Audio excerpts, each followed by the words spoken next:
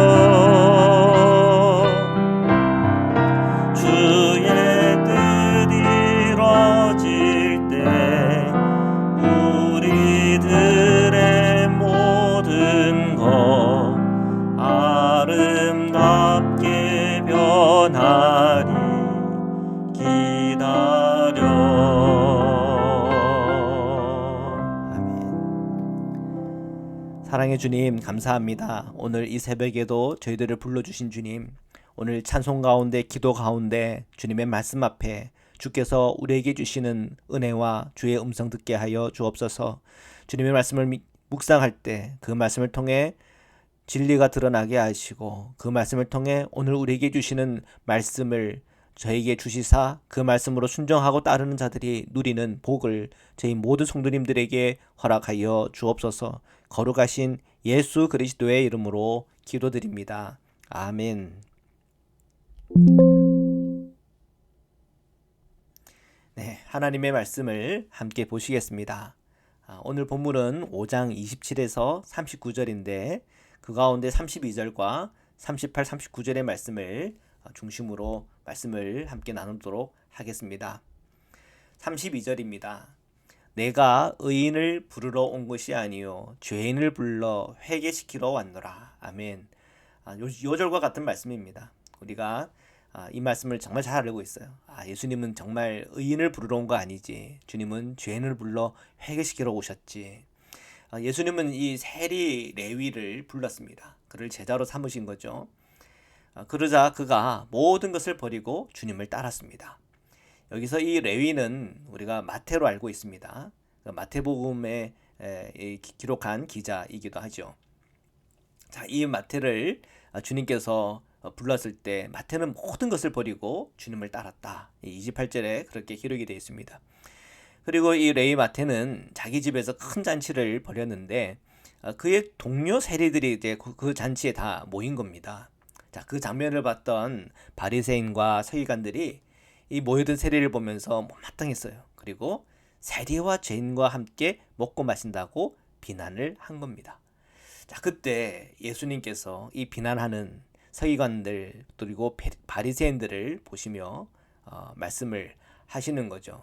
자, 의사는 병든 사람한테 필요한 거지 건강한 사람들한테 필요 없지 않느냐. 자, 이렇게 말씀을 하신 겁니다. 그러면서 이제 오늘 이 32절에 메시아의 목적이 무엇인가? 메시아하고 그리스도는 같은 말입니다. 자, 메시아의 목적. 그리스도의 목적은 뭔가? 자, 의인이 의인을 불러서 그를 더 의인되게 한다. 뭐 그것도 뭐 하나의 그 의미가 있겠지만 가장 중요한 목적은 죄인을 불러 회개시키는 것입니다. 근데 우리가 이제 로마서를 보면서 우리가 분명하게 우리가 깨닫고 알게 되는 것은 모든 사람이 죄를 범하였음에 하나님의 영광에 이르지 못한다. 모든 사람이 죄. 그러니까 죄값은 또 사망이라 그러지 않았습니까? 결국 모든 사람은 그 죄값으로 사망에 이를 수밖에 없는 존재인데 우리가 그것을 못 깨닫고 자기가 어렵다고 생각하는 거죠. 그러니까 그런 사람에게는 이 메시아든 그리스도이든 필요가 없는 겁니다.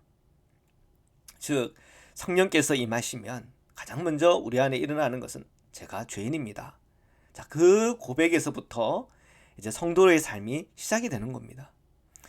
즉 이 바리새인과 서기관들이 자기는 죄인이 아니고 거기에 모여든 사람들이 죄인이지 계속 그 눈으로만 보며 산다면 그들은 결국 메시아 곧 그리스도의 그 목적에 부합되지 못하고 또 예수 믿고 구원받는 주의 사람이 될 수가 없는 거죠.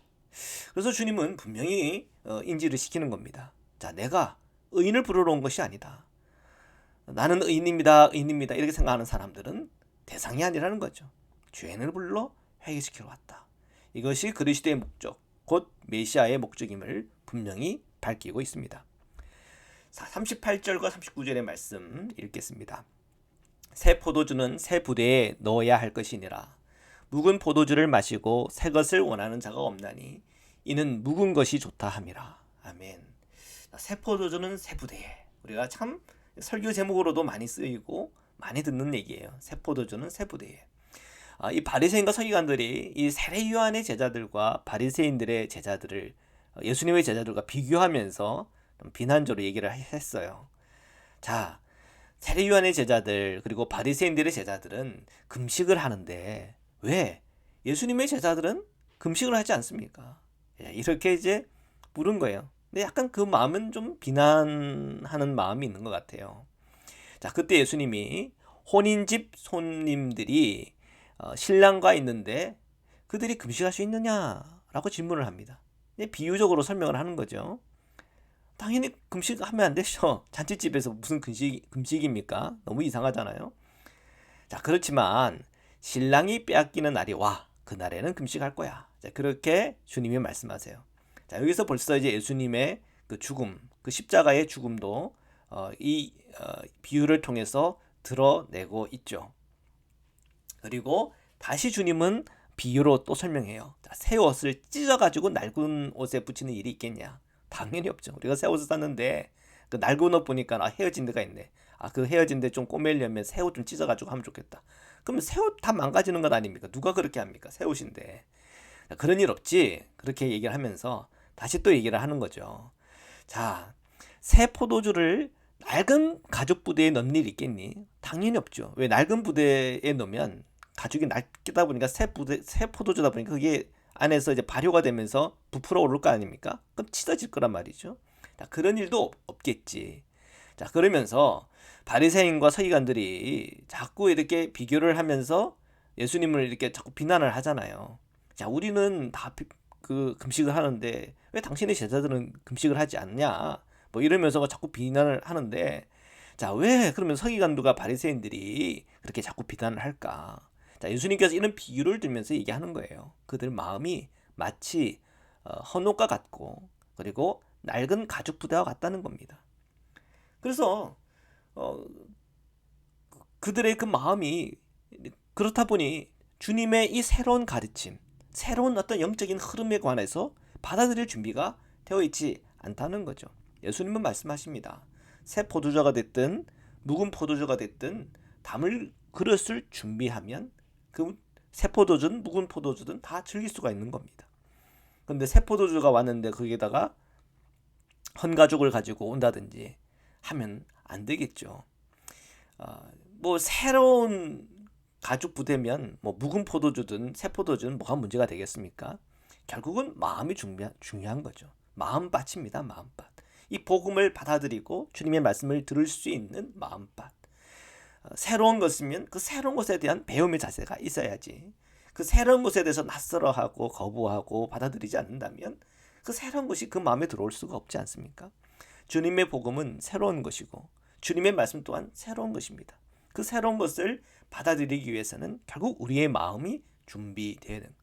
그래서 기도와 말씀과 성령의 충만함, 겸손한 마음과 들을 귀가 있어야 되는 거죠. 하나 주님은 말씀하시잖아요. 들을 귀가 있는 자들이 듣는다. 그러니까 항상 우리는 들을 귀, 들을 마음, 옥토와 같은 우리의 마음, 그 마음으로 주님의 앞에 다가서야 오늘 우리에게 주시는 주님의 말씀을 듣고 그 말씀으로 열매 맺는 은총이 있을 거라 믿습니다. 사랑하는 성도 여러분, 오늘 하루의 모든 시간 속에 주님의 말씀을 오늘 깨끗한 우리의 마음, 준비된 마음으로 받고 그 말씀을 통해 열매 맺고 오늘 하루의 모든 시간 속에 주시는 하나님의 복과 은총을 다 누리시기를 주님의 이름으로 축원합니다. 말씀으로 기도드리시겠습니다. 사랑해 주님 감사합니다. 오늘도 주님의 말씀 앞에 섰습니다. 항상 주님으로부터 오는 주님의 그 음성을 듣게 하시고 그 말씀을 통해서 회개하고 돌이켜서 정말 새로운 백성으로 새 사람으로 살아가는 은총을 허락하여 주옵소서. 주님의 말씀을 함부로 비난한다든지 주님의 그 말씀을 거부하고 거절하는 것이 아니라 항상 우리의 마음에 빠지 준비되어 그 말씀을 받아들이고 그 말씀을 통해 열매를 맺어 우리가 살아가는 이 모든 시간 속에 주시는 하나님의 축복과 은총을 누리게 하여 주옵소서. 오늘 우리 자녀들을 보호하여 주옵시고 오늘 성도님들의 모든 오늘 하루의 생활과 삶 속에 열매 맺으며 은총을 누리며 주님께서 주시는 그 복을 다 누리게 인도하소서. 몸이 연약한 우리 성도님들 치유와 회복을 주시고 마음에 염려와 걱정이 있는 분들 주님의 사랑과 은총 안에서 그 염려 없이 주님께 순종하는 자, 순종할 때 주시는 놀라운 형통과 주님 주시는 복을 다 누리게 하여 주옵소서. 거룩하신 예수 그리스도의 이름으로 기도드립니다. 아멘. 네, 주기도문으로 마치겠습니다. 하늘에 계신 우리 아버지여, 이름이 거룩히 여김을 받으시오며 나라에 임하오시며 뜻이 하늘에서 이룬 것 같이 땅에서도 이루어지이다. 오늘날 우리에게 일용할 양식을 주옵시고 우리가 우리에게 죄 지은 자를 사하여 준 것 같이 우리의 죄를 사하여 주옵시고 우리를 시험에 들게 하지 마옵시고 다만 악에서 구하옵소서. 나라와 권세와 영광의 아버지께 영원히 있사옵나이다. 아멘.